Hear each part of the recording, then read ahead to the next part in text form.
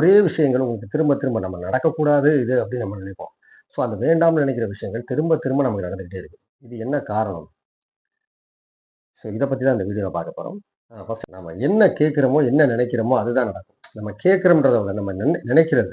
ஏன்னா எண்ணங்களுக்கு அதிக பவர் இருக்கு அதுக்கு. அப்ப நம்ம நினைக்கிற ஒரு விஷயத்த பத்தி நம்ம நினைக்கும்போது, அந்த நினைப்புகள் வந்து திரும்ப திரும்ப நம்ம ரிப்பீட் பண்ணும்போது, சரி அதுதான் இவனுக்கு பிடிச்ச விஷயமோ அப்படின்னு ஒரு நீங்க கடைசியா எப்ப சிரிச்சீங்க? உங்களுக்கு ஞாபகம் இருக்கா? ஆனா கடைசியா எப்ப அழுதீங்க அப்படின்னா ஞாபகம் இருக்குமே. டக்குனு ஞாபகம் வந்துரும். ஐயோ! போன வருஷம் எங்க பெரியப்பா இறந்தப்ப பயங்கரமா அழுதேன் அப்படிம்பாங்க. விஷயம் தான் இவனுக்கு பிடிச்ச விஷயம் போல இருக்குது அப்படின்னு சொல்லிட்டு, இந்த கடன் அடைக்கிறதுக்காக இன்னொரு கடன ஏற்பாடு பண்ணி குடுக்கும். அ அறிவு. இந்த 2 கரெக்ட்டான பாயிண்ட்ல வேலை செய்யுது.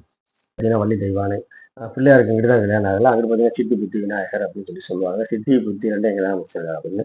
அத நல்லா தெரிஞ்சுக்கலாம். சித்தி, மனசு, புத்தினா அறிவு. ஸோ